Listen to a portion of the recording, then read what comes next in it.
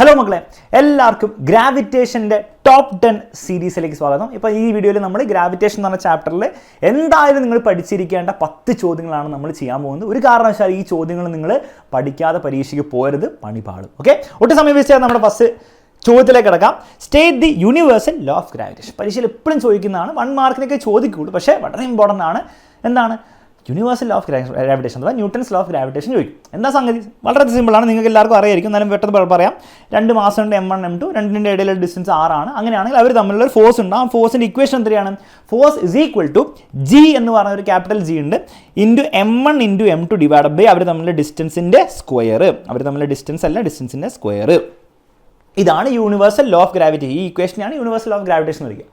അപ്പോൾ ഈ പിക്ചർ വരച്ച് വെക്കുക, ഈ ഇക്വേഷൻ എഴുതി വെക്കുക, എന്നിട്ട് ഇതിൻ്റെ സ്റ്റേറ്റ്മെൻറ്റ് എഴുതി വെക്കണം. എങ്ങനെ സ്റ്റേറ്റ്മെൻറ്റ് എഴുതുക? ഫോഴ്സ് എന്തിനോട് പ്രൊപ്പോർഷനാണ്? മാസിൻ്റെ പ്രൊഡക്റ്റിനോട് പ്രൊപ്പോർഷനാണ്. മാസിൻ്റെ മൾട്ടിപ്ലിക്കേഷൻ അഥവാ മാസിൻ്റെ പ്രൊഡക്റ്റിനോട് പ്രൊപ്പോർഷനാണ്. ഫോഴ്സ് എന്തിനോട് ഇൻവേഴ്സ്ലി പ്രൊപ്പോർഷനാണ്? ഡിസ്റ്റൻസിൻ്റെ സ്ക്വയറിനോട് ഇൻവേഴ്സ്ലി പ്രൊപ്പോർഷനാണ്. അത് ഇംഗ്ലീഷ് എഴുതി വെച്ചാൽ മതി. Every body in the universe attracts every other body. Attractive force ആണത് വിത്ത് എ ഫോഴ്സ്. ഫോഴ്സിൻ്റെ പ്രത്യേകത എന്താണ്? Which is directly proportional to the product of the masses. Product of the മാസിനോട് ഡയറക്ട്ലി പ്രൊപ്പോർഷനാണ്. ആൻഡ് ഇൻവേഴ്സ്ലി പ്രൊപ്പോർഷണൽ ടു, താഴെ കിടക്കുന്ന ആരാണ്? Proportional to the square of the distance. Distance അല്ല, ഡിസ്റ്റൻസിൻ്റെ square. Square of the distance between them. എഴുതി വെക്കുക, 1 mark വാങ്ങാം, സേഫ് ആയിട്ട് മുന്നോട്ട് പോകാം. ഈ ക്യാപിറ്റൽ ജീൻ്റെ പേരെന്താണ് മക്കളെ? യൂണിവേഴ്സൽ ഗ്രാവിറ്റേഷൻ കോൺസ്റ്റന്റ് ആണ്. അതൊരു കോൺസ്റ്റന്റ് ആണ്, നമ്മൾ ഇതിൻ്റെ ഉള്ളിൽ കയറ്റിയിടുന്നത്. ഓക്കെ, വളരെ ഇമ്പോർട്ടൻ്റ് ആണ്. ഒരു ട്രൂ ഓർ ഫോൾസ് ക്വസ്റ്റ്യൻ പോലെ എന്താണെന്ന് തോന്നുന്നു. നോക്കാം. Choose the correct alternative. Acceleration due to gravity increases ആണോ ഡിക്രീസ് ആണോ വിത്ത് ഇൻക്രീസിങ് ഓൾട്ടിറ്റ്യൂഡ്? അതായത് എർത്തിൻ്റെ മണ്ടയിലേക്ക് നിങ്ങൾ പോകുന്തോറും, ഓൾട്ടിറ്റ്യൂഡ് കൂടുന്തോറും ആക്സിലറേഷൻ ഡ്യൂ ടു ഗ്രാവിറ്റി ആയ ഈ കുഞ്ഞ് ജി ആണ് ആക്സിലറേഷൻ ഡ്യൂ ടു ഗ്രാവിറ്റി. അത് കൂടുകയോ കുറയോ? സർഫസിൽ 9.8 ആണെന്ന് എല്ലാവർക്കും അറിയാം. മുകളിലേക്ക് പോകുന്തോറും എന്ത് ചെയ്യും? അത് കുറയുകയാണ് ചെയ്യുക. കാരണം എർത്ത് നിന്ന് വിട്ടാണ് പോവുക. സിമ്പിൾ കാര്യമാണ്. അപ്പോൾ ഇൻക്രീസ് ആണോ ഡിക്രീസ് ആണോ മക്കളെ? It decreases. അടുത്ത ചോദ്യം, acceleration due to gravity increases ആണോ ഡിക്രീസ് ആണോ with increasing depth? Assume earth to be a sphere of uniform density. Okay, depth എന്ന് പറഞ്ഞാൽ എർത്തിൻ്റെ ഉള്ളിലേക്ക് പോകുന്തോറും, ദാറ്റ് ഈസ് ബേസിക്കലി എർത്തിൻ്റെ ഡെപ്തിലേക്ക് പോകുന്തോറും ജി കൂടുകയോ കുറയോ?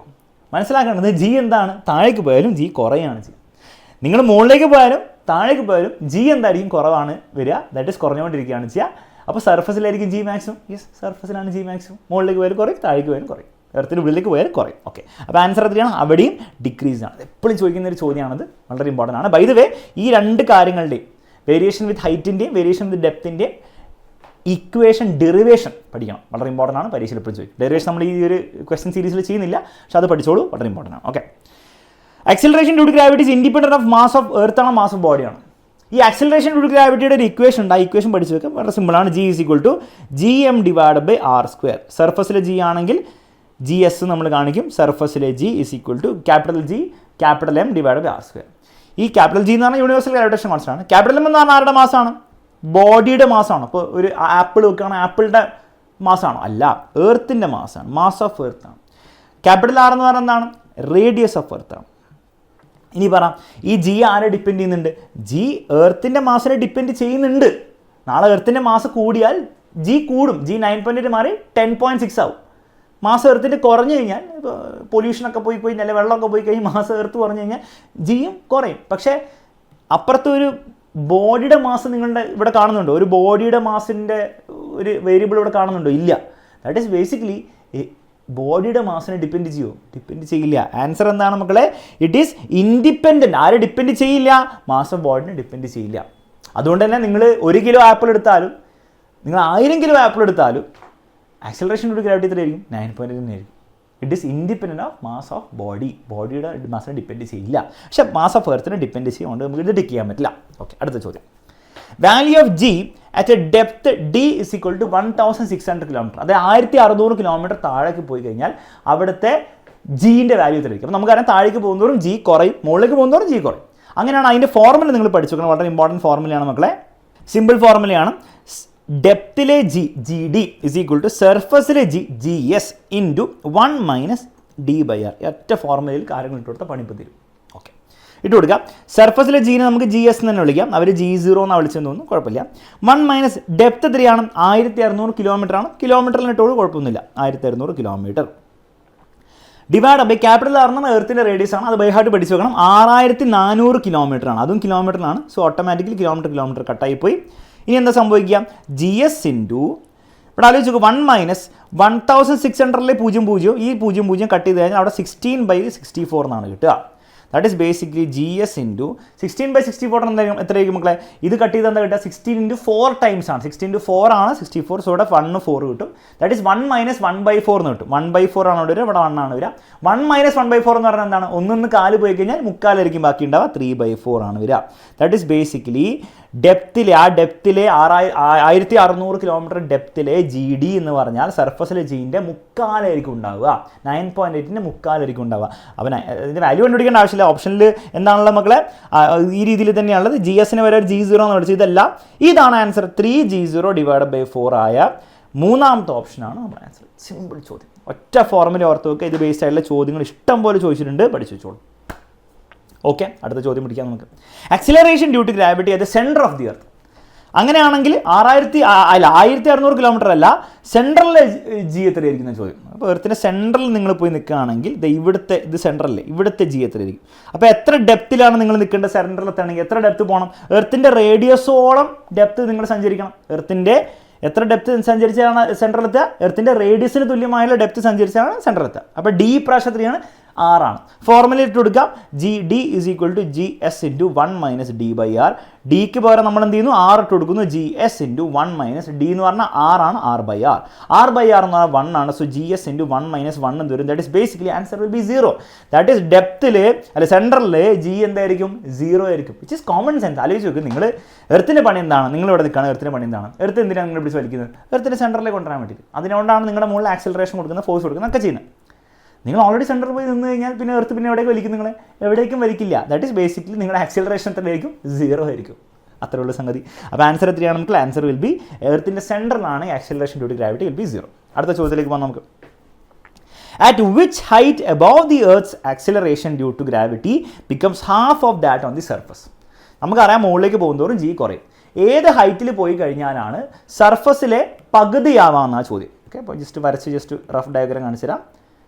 ഓക്കെ, സർഫസിലെ Gനെ GS എന്ന് വിളിക്കാം. എത്രയോ ഹൈറ്റ് പോയി കഴിഞ്ഞാൽ, H ഹൈറ്റ് പോയി കഴിഞ്ഞാൽ അവിടുത്തെ Gനെ GH എന്നാണ് നമ്മൾ വിളിക്കാം. ഓക്കെ, അത് എത്ര ആവണമെന്നാണ് പറയുന്നത്? സർഫസിൻ്റെ പകുതിയാണ്. അവിടുത്തെ G എത്രയാണ്? GH = സർഫസിലെ Gയുടെ പകുതി ആയിരിക്കും. That GH should be GS/2. എത്ര ഹൈറ്റ് ആണ്? ഹൈറ്റ് എത്രയാണെന്നാണ് ചോദ്യം. അപ്പോൾ ഇവിടെ ഹൈറ്റിനനുസരിച്ച് G എങ്ങനെ വേരിയും ചെയ്യുന്നതിൻ്റെ ഇക്വേഷൻ നിങ്ങൾ പഠിച്ചു പോകണം. ഈ ഇക്വേഷൻ ഉപയോഗിച്ചാൽ പണി തീർന്നു. GS / 1 + h/r². വേറെ രീതിയിൽ നമുക്ക് ഈ ഇക്വേഷൻ എഴുതാൻ പറ്റും, പക്ഷേ നമ്മൾ ഈ ഇക്വേഷനിലാണ് എഴുതാൻ പോകുന്നത്. ഈ രീതിയിലാണ്. ഇവിടെ ഒരു അപ്രോക്സിമേഷൻ ഫോർമുല വർക്ക് ചെയ്യില്ല കേട്ടോ.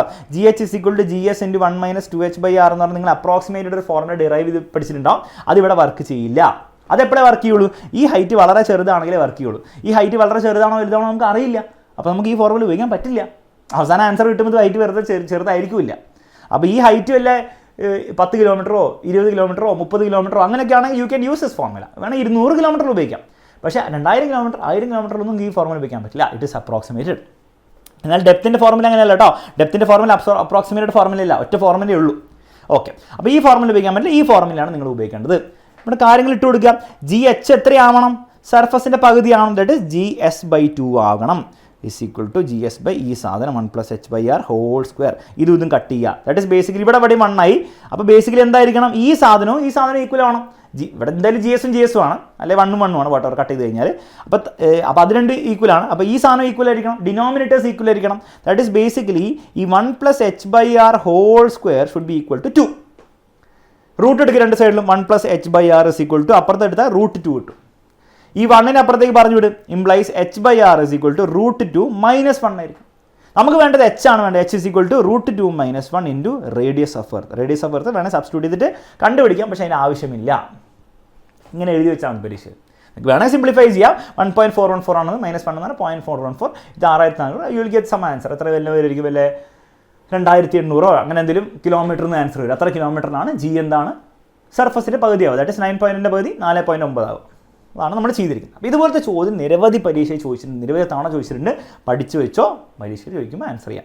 അടുത്ത ചോദ്യത്തിലേക്ക് പോകാം നമുക്ക്. Define orbital velocity, define escape velocity. എപ്പോഴും ചോദിക്കുന്നതാണ്. അപ്പോൾ ഡെഫിനേഷൻ പഠിച്ചു വെക്കണം, വളരെ ഇമ്പോർട്ടൻ്റ് ആണ്. എന്താ ഓർബിറ്റൽ വെലോസിറ്റി എന്ന് പറഞ്ഞാൽ? ഇത് നമ്മുടെ എർത്താണ്. എർത്തിന് ചുറ്റും കുറേ സാറ്റലൈറ്റ്സ് കിടന്ന് കറങ്ങിക്കൊണ്ടിരിക്കുന്നുണ്ട്. ഈ സാറ്റലൈറ്റ്സ് കറങ്ങിക്കൊണ്ടിരിക്കുകയാണ്, വെറുതെ സ്റ്റേഷനറി നിൽക്കുകയല്ല. നമുക്ക് കാണുമ്പോൾ സ്റ്റേഷനറി തോന്നുന്നതാണ്, നമ്മൾ എർത്തും കറങ്ങുന്നുണ്ട് അതും കറങ്ങുന്നുണ്ട്, അപ്പോൾ അത് സ്റ്റേഷനറി തോന്നുന്നതാണ് ചില സാറ്റലൈറ്റ്സ്. ജിയോ സ്റ്റേഷനറി സാറ്റലൈറ്റ്സ് എന്നൊക്കെ വിളിക്കാം. പക്ഷെ അത് കിടന്ന് കറങ്ങുന്നുണ്ട്. ആ കറങ്ങുമ്പോൾ ഒരു വെലോസിറ്റി ഉണ്ടാവില്ല, ഒരു മിനിമം വെലോസിറ്റി. അല്ലാണ്ട് വളരെ കുറച്ച് വെലോസിറ്റിയിൽ ഇത് കറങ്ങി നിലത്ത് വന്ന് വീഴും. അപ്പോൾ ഒരു മിനിമം വെലോസിറ്റി വേണം ഒരു പ്രത്യേക ഓർബിറ്റിൽ കിടന്ന് കറങ്ങാൻ. ഈ ഓർബിറ്റിൻ്റെ റേഡിയസ്, എർത്തിൻ്റെ സെൻറ്ററിൽ നിന്നുള്ള ഡിസ്റ്റൻസ് ആണ് ഇവൻ്റെ ഓർബിറ്റൽ റേഡിയസ്, സ്മോൾ ആർ എന്ന് വിളിക്കാം. ഓർബിറ്റൽ റേഡിയസ്, അവൻ്റെ ഓർബിറ്റൽ റേഡിയസ്. ആ ഓർബിറ്റൽ റേഡിയസിൽ കിടന്നിട്ട് അവന് കറങ്ങാൻ പറ്റണമെങ്കിൽ അവൻ്റെ മിനിമം വെലോസിറ്റി വേണം. ആ മിനിമം വെലോസിറ്റിയാണ് നമ്മൾ വിളിക്കുക ഓർബിറ്റൽ വെലോസിറ്റി. അപ്പോൾ ഈ V0 എന്ന് പറഞ്ഞാൽ ഞാനിവിടെ എഴുതിയ സംഗതിയാണ് മക്കളെ ഇവൻ്റെ ഓർബിറ്റൽ വെലോസിറ്റി. അപ്പോൾ ഓർബിറ്റൽ വെലോസിറ്റി ഡെഫിനിഷൻ എന്താണ്? The velocity of a satellite in an orbit around the earth is called orbital velocity. The velocity of a satellite around the earth is called orbital velocity. ഈ പ്രത്യേക ഓർബിറ്റലിൽ അവൻ്റെ orbital velocity, വേറെ ഓർബിറ്റലാണ് വേറെ. Formula പഠിച്ചു വെച്ചാൽ വളരെ important ഫോർമുലയാണ്. Orbital വെലോസിറ്റിൻ്റെ ഫോർമുല it is equal to √g(m) small R. Small R എന്ന് പറഞ്ഞാൽ ഇവൻ്റെ ഓർബിറ്റിൻ്റെ റേഡിയസ് ആണ്, അഥവാ ഓർബിറ്റൽ റേഡിയസ് ആണ് കേട്ടോ, അല്ലാണ്ട് എർത്തിൻ്റെ റേഡിയസ് അല്ല. എർത്തിൻ്റെ റേഡിയസ് ആവാം, എപ്പം ഇവന് എർത്തിൻ്റെ വളരെ ക്ലോസ് ആണ്, ഓർബിറ്റിന് എർത്തിൻ്റെ റേഡിയസിനോട് ഈക്വലാണ്. Okay, ready. ഇതാണ് ഓർബിറ്റൽ റേഡിയസ്. അടുത്ത ചോദ്യം, what is escape velocity? Escape velocity എന്താണ്? ഇതുപോലത്തെ എസ്കേപ്പ് വെലോസിറ്റി കംപ്ലീറ്റ്ലി ഡിഫറൻസ് ആണ്. സാറ്റലൈറ്റ്സിന് ഒന്നല്ല ഇത് ഉണ്ടാവുക. എസ്കേപ്പ് വെലോസിറ്റി എന്നാൽ ഇത്രയേ ഉള്ളൂ, എർത്തിൻ്റെ സർഫസ് നമ്മളൊരു റോക്കറ്റ് പറപ്പിച്ച് വിടണം. ഓക്കെ, എപ്പോഴും റോക്കറ്റ് ഇങ്ങോട്ട് പറപ്പിച്ച് വിടണമെന്നില്ല, എർത്തിൻ്റെ സർഫസ് ഇങ്ങനെ പറപ്പിച്ച് വിടാൻ സെയിം ആണ് കേട്ടോ. ഇൻഫാക്ട് ഇങ്ങനെ പറപ്പിച്ച് വിട്ടാലും സെയിം ആണ്. നമ്മൾ വിചാരിക്കും ഇങ്ങനെ പറപ്പിച്ച് വിടാൻ സാർ അത് നിലത്തേക്കല്ലേ പോവുക. മക്കളെ, എർത്തിൻ്റെ പുറത്ത് നിങ്ങൾ സ്പേസിൽ പോയി നിൽക്കുമ്പോൾ നിലം റൂഫ് എന്നുള്ള സംഗതിയൊന്നും ഇല്ല. നിങ്ങൾ ഇവിടെ പറപ്പിച്ച് വിടാം, ഇവിടെ പറപ്പിച്ച് വിടാം, ഇവിടെ എല്ലാം സെയിം ആണ്. ഞാൻ റോക്കറ്റ് പറപ്പിച്ച് വിടാമെന്ന് വിചാരിക്കുക. ഈ റോക്കറ്റിന് പ്രത്യേകത എന്ന് വെച്ചാൽ, സാധാരണ റോക്കറ്റ് എന്ന് പറഞ്ഞാൽ നമ്മളെന്താണ് ഇങ്ങനെ ഗ്യാസ് ഇങ്ങനെ പുറത്തേക്ക് വിട്ട് ഇടയ്ക്കിടയ്ക്ക് ഇങ്ങനെ ആക്സലറേഷൻ കിട്ടിക്കൊണ്ടിരിക്കുന്നത്. ഈ റോക്കറ്റിൻ്റെ പ്രത്യേകത, നമ്മൾ ഇനീഷ്യലി ഒരു വെലോസിറ്റി കൊടുക്കും, പിന്നെ നമ്മൾ അതിനൊന്നും ചെയ്യില്ല. അങ്ങനത്തെ റോക്കറ്റ് ഒന്നും ലോകത്തില്ല. ഓക്കെ, കാരണം നമുക്ക് റോക്കറ്റ്സിന് ഇങ്ങനെ പോസ് കൊടുത്തുകൊണ്ടിരിക്കാൻ പറ്റും. പക്ഷേ ഈ ഫോഴ്സ് ഇതിൻ്റെ പ്രത്യേകത, ഇവനെ നമ്മൾ എന്ത് ചെയ്യാൻ പോകണം, നമ്മളൊരു പ്രത്യേക വെലോസിറ്റി കൊടുക്കാൻ പോകണം. കണ്ടീഷൻ എന്താണെന്ന് വെച്ചാൽ അവൻ എവിടെ എത്തണം, അവൻ ഇൻഫിനിറ്റിയിൽ എത്തണം. അവൻ എർത്തിൻ്റെ ഗ്രാവിറ്റി എസ്കേപ്പ് ചെയ്യണം. അത് വിച്ച് ഹാപ്പൻസ് അറ്റ് ഇൻഫിനിറ്റി. അപ്പോൾ ഇവൻ്റെ എർത്തിൻ്റെ ഗ്രാവിറ്റി എസ്കേപ്പ് ചെയ്യാൻ വേണ്ടി നമ്മളോട് മിനിമം വെലോസിറ്റി കൊടുക്കേണ്ടി വരും. ആ മിനിമം വെലോസിറ്റി വിളിക്കുന്ന പേരാണ് മക്കളെ എസ്കേപ്പ് വെലോസിറ്റി. എർത്തിൻ്റെ ഗ്രാവിറ്റി എസ്കേപ്പ് ചെയ്യാൻ വേണ്ടിയിട്ട് നമ്മളൊരു മിനിമം വെലോസിറ്റി കൊടുക്കണം. അതായത് പിന്നെ അവർ തിരിച്ചു തരാൻ പോകുന്നില്ല, ഒരിക്കലും ഇൻഫിനിറ്റി എത്തും, തിയററ്റിക്കലി എത്തും. ഓക്കെ, അങ്ങനെയാണ് അവന് കൊടുക്കുന്ന വെലോസിറ്റിയാണ് എസ്കേപ്പ് വെലോസിറ്റി. എഴുതിയൊക്കെ ഡെഫിനിഷൻ, ദ മിനിമം സ്പീഡാണ്. അതിനേക്കാളും കൂടുതൽ കൊടുത്താൽ ഒബ്വിയസ്ലി അതിനേക്കാളും കൂടുതൽ സ്പീഡിലെത്തും, വേറെ കാര്യം, കൂടുതൽ ദൂരത്തെത്തും. The minimum speed required for a body to escape the gravity of earth is called escape velocity. Orbit ചെയ്യാനല്ല, എസ്കേപ്പ് ചെയ്യാം, തിരിച്ചു വരണത്. നീ ഇവിടെ നിൽക്കണ്ട, ഇപ്പോൾ സ്ഥലം കാലിയാക്കി പോ. ഓക്കെ, ആ എസ്കേപ്പ് വെലോസിറ്റി ഡെഫിനേഷൻ പഠിച്ചാൽ ഈ ഇക്വേഷൻ പഠിച്ചു വെച്ചോ, ഇറ്റ് ഈസ് ഈക്വൽ ടു ഇതേ ഇക്വേഷൻ തന്നെയാണ്, ആകെ ഇവിടെ 2 ഇട്ട് കൊടുക്കാത്തുള്ളൂ. ഓർബിറ്റൽ വെലോസിറ്റിൻ്റെ ഇക്വേഷനിൽ ഒരു 2 ഇട്ട് കൊടുക്കാത്തുള്ളൂ സംഗതി. പിന്നെ എർത്തിൻ്റെ സർഫസ് എന്നാണ് പറപ്പിച്ച് വിടുന്നതെങ്കിൽ എർത്തിൻ്റെ റേഡിയസ് ആണ് താഴെ വരിക. ഓക്കെ, എർത്തിൻ്റെ റേഡിയസ്, സർഫസ് ആണ് ഇങ്ങനെ റോക്കറ്റിനെ ലോഞ്ച് ചെയ്യുന്നതെങ്കിൽ എർത്തിൻ്റെ റേഡിയസ് ആണ് വരിക. വേറെ ഏതെങ്കിലും സ്ഥലത്തു നിന്നാണ് ലോഞ്ച് ചെയ്യുന്നതെങ്കിൽ അവിടേക്കുള്ള ഡിസ്റ്റൻസ് ആണ് നിങ്ങൾ ഇവിടെ ഉണ്ട്, അത്രേ ഉള്ളൂ. ഓക്കെ, അടുത്ത ചോദ്യം, what is the escape velocity on earth surface? എർത്തിൻ്റെ സർഫസിൽ എസ്കേപ്പ് വെലോസിറ്റി പഠിച്ചു വെച്ചോ മക്കൾ, ഇറ്റ് ഈസ് അപ്രോക്സിമേറ്റ്ലി ടു 11.2 മീറ്റർ/സെക്കൻഡ് അല്ല, km/സെക്കൻഡ്. അപ്പോൾ ആരെങ്കിലും ഇങ്ങനെ പറപ്പിച്ച് വിടാൻ ആഗ്രഹം ഉണ്ടെങ്കിൽ km/സെക്കൻഡ് പോരാ, km/സെക്കൻഡ് ആണ്. It is very difficult to do. Okay, അപ്പോൾ ഇത് പഠിച്ചു വെച്ചോളൂ. ഡെഫിനിഷൻസ് ഇമ്പോർട്ടൻ്റ് ആണ്, ഇക്വേഷൻസും ഇമ്പോർട്ടൻ്റ് ആണ്. ഓക്കെ, അടുത്ത ചോദ്യം പഠിക്കാം നമുക്ക്. എസ്കേപ്പ് വെലോസിറ്റീസ് ഡിപ്പെൻഡൻറ്റ് അഥവാ independent of mass of the body. മക്കളെ നോക്കിക്കേ, ഓർബിറ്റൽ വെലോസിറ്റി ഇക്വേഷനാണെങ്കിലും എസ്കേപ്പ് വെലോസിറ്റി ഇക്വേഷനാണെങ്കിലും ഇത് എം എന്ന് പറഞ്ഞാൽ മാസ് ഓഫ് എർത്ത് ആണ്. മാസ് ഓഫ് ബോഡി, അതായത് നിങ്ങൾ പറപ്പിച്ചു വിടുന്ന റോക്കറ്റിൻ്റെ മാസ് ഇവിടെ ഇല്ല, നിങ്ങൾ ഓർബിറ്റൽ വെലോസിറ്റി ഉള്ള സാറ്റലൈറ്റിൻ്റെ മാസ് ഇവിടെ ഇല്ല. അപ്പോൾ സാറ്റലൈറ്റിൻ്റെ മാസിൻ്റെയും റോക്കറ്റിൻ്റെ മാസിനെയും ഒന്നും എന്ത് ചെയ്യുന്നില്ല, ഈ orbital velocity escape velocity depend ചെയ്യുന്നില്ല, എർത്തിൻ്റെ മാസിനെ ഡിപ്പെൻഡ് ചെയ്യുന്നുണ്ട്. ഇമ്പോർട്ടൻ്റ് ആണ്. അപ്പോൾ എസ്കേപ്പ് വെലോസിറ്റി ഡിപ്പെൻഡൻ്റ് ആണോ independent of mass of body ആണോ? മാസ് ഓഫ് ബോഡിനെ ഡിപ്പെൻഡ് ചെയ്യുന്നില്ല, ഇൻഡിപെൻഡൻ്റ് ആണ്. എസ്കേപ്പ് വെലോസിറ്റി ഡിപ്പെൻഡൻ്റ് ആണ് mass of earth, mass of എർത്തിനെ ഡിപ്പെൻഡ് ചെയ്യുന്നുണ്ട്. ഓർബിറ്റൽ വെലോസിറ്റി സെയിം ആണ്, independent of mass of body, dependent ആണ് മാസ് ഓഫ് എർത്ത്. ഓർത്ത് വെച്ചോ, പരീക്ഷയിൽ ഇഷ്ടം പോലെ തവണ ചോദിച്ചിട്ടുണ്ട്. Okay, what is the ratio of escape velocity to orbital velocity low earth orbit satellite? എർത്തിൻ്റെ അടുത്തുള്ള ഓർബിറ്റ് ചെയ്യുന്ന സാറ്റലൈറ്റ് ആണെങ്കിൽ അതിൻ്റെ അർത്ഥം എന്താണ്? ഇങ്ങനെയാണ് ഓർബിറ്റ് ചെയ്യുന്നതെങ്കിൽ ഒബ്വിയസ്ലി അവൻ്റെ ഓർബിറ്റൽ റേഡിയസും എർത്തിൻ്റെ റേഡിയസും ഏതാണ്ട് തുല്യമായിരിക്കും. അവൻ്റെ orbital radius will be approximately equal to എർത്തിൻ്റെ റേഡിയസ്. അങ്ങനെയാണെങ്കിൽ അവൻ്റെ ഓർബിറ്റൽ ആ ഒരു സ്ഥലത്തുള്ള അവൻ്റെ ഓർബിറ്റൽ റേഡിയസിൻ്റെയും ഓർബിറ്റൽ വെലോസിറ്റിൻ്റെയും എസ്കേപ്പ് വെലോസിറ്റിയുടെ റേഷ്യോ ആണ്. ഇത് എപ്പോഴും ചോദിക്കുന്നതാണ് പരീക്ഷയിൽ കേട്ടോ. എന്തായിരിക്കും orbital velocity? It is equal to √g(m) small R എന്ന് ഇത്ര നാൾ എഴുതിയത്, പക്ഷേ ലോ എർത്ത് ഓർബിറ്റിലാണെങ്കിൽ ക്യാപിറ്റൽ ആർ എന്ന് എഴുതാം. ഓക്കെ, എസ്കേപ്പ് വെലോസിറ്റി എന്തായിരിക്കും? നമ്മൾ എപ്പോഴും എന്തായിരിക്കും? √2gm/r ആയിരിക്കും. എർത്തിൻ്റെ സർഫസ് നാളെ ലോഞ്ച് ചെയ്യുന്നെങ്കിൽ അങ്ങനെയാണ് അസ്യൂം ചെയ്യുന്നത് നമ്മൾ. ഇനി ഇവരുടെ തമ്മിലുള്ള റേഷ്യോ ഇത്രയ്ക്ക് വളരെ സിമ്പിളാണ്. ആലോചിച്ച് നോക്ക്. ഒരു കാര്യം നമുക്ക് ചെയ്യാം. ഇവിടുന്ന് ഈ √2 അല്ല, √2 പുറത്തേക്ക് എടുത്താൽ എന്തായിരിക്കും കിട്ടുക? √2 × √(g(m)/r) എന്ന് എനിക്ക് എഴുതാം, കുഴപ്പമില്ല. ഇനി നിങ്ങൾ ഇത് പോയല്ലോ. ഇനി നിങ്ങൾ എന്ത് ചെയ്യുക? രണ്ടിന് ഡിവൈഡ് ചെയ്ത് escape velocity by orbital velocity ചെയ്ത്. എസ്കേപ്പ് വെലോസിറ്റി എന്ന് പറഞ്ഞാൽ ഈ സാധനമാണ്, ഓർബിറ്റൽ വെലോസിറ്റി ഈ സാധനമാണ്. ഓട്ടോമാറ്റിക്കലി എന്ത് കട്ടായി പോകും? ഈ √(g(m)/r) ഈ √(g(m)/r) കട്ട് ചെയ്തിട്ട് ഇവിടെ √2 ഉണ്ടാവും, താഴെ ഇവിടെ 1 മാത്രമേ ഉണ്ടാവുള്ളൂ. That is basically you will get √2/1. That is ratio എന്തായിരിക്കും? Escape velocity is equal to orbital velocity is equal to √2:1 ആയിരിക്കും റേഷ്യോ. കഴിഞ്ഞു, അത്രേ ഉള്ളൂ. ഈ റേഷ്യോ ഓർത്ത് വെച്ചോ, √2:1. ദാറ്റ് ഈസ് ഓർബിറ്റൽ വെലോസിറ്റിൻ്റെ √2 ടൈംസ് ആയിരിക്കും എസ്കേപ്പ് വെലോസിറ്റി. 2 ടൈംസ് അല്ല, √2 ടൈംസ്. ഓക്കെ. ഇനി പരീക്ഷയിൽ അവർ ചിലപ്പോൾ ലോ എർത്ത് ഓർബിറ്റ് ഒന്നും പറയണമെന്നില്ല, അവർ വെറുതെ റേഷ്യോ വയ്ക്കും. അപ്പോഴും നിങ്ങൾ ഇത് തന്നെയാണ് ചെയ്യേണ്ടത്. മനസ്സിലായി വിചാരിക്കും. അടുത്ത ചോദ്യത്തിലേക്ക് പോകാം. കെപ്ലേഴ്സ് ലോ, അതും കൂടി കഴിഞ്ഞാൽ ചാപ്റ്റർ കഴിഞ്ഞു. 11 ചോദ്യങ്ങളായി എനിക്ക് തോന്നുന്നു. 11. കെപ്ലേഴ്സ് ലോ എപ്പോഴും ചോദിക്കുന്നതാണ്. 3 ലോ പഠിച്ചു വെക്കുക, പരീക്ഷയിൽ എപ്പോഴും ചോദിക്കും. ഓക്കെ. ഡെറിവേഷൻ ഒന്നും ഇവിടെ ഇല്ല, ലോ ചോദിക്കുന്ന പരിപാടി മാത്രമേ ഉള്ളൂ. ഓക്കെ. ഫസ്റ്റ് ലോ എന്ന് പറഞ്ഞാൽ എന്താണ്? ലോ ഓഫ് ഓർബിറ്റ്സ് ആണ്. All planets move in elliptical orbits with sun at one of the foci. അത് ഏത് പ്ലാനറ്റ് നിങ്ങൾ എടുത്താലും, എർത്ത് എടുത്താലും, മാർസ് എടുത്താലും, ജൂപ്പിറ്റർ എടുത്താലും, അത് ഒരു എലിപ്റ്റിക്കൽ ഓർബിറ്റിലാണ് പോവുക. സർക്കുലർ അല്ല, എലിപ്റ്റിക്കൽ ഓർബിറ്റിലാണ് പോവുക. അതിൻ്റെ സൺ എവിടെ ആയിരിക്കും ഉണ്ടാവുക? സൺ എലിപ്സിൻ്റെ സെൻട്രലായിരിക്കും ഉണ്ടാവുക? അല്ല, എലിപ്സിൻ്റെ സെൻറ്റർ അല്ലാതെ 2 പോയിന്റ്സ് ഉണ്ട്. അതിനെ F1 F2 എന്നാണ് വിളിക്കുക. അതിൻ്റെ ഫോക്കസുകൾ അഥവാ ഫോക്കൈ എന്നാണ് വിളിക്കുക.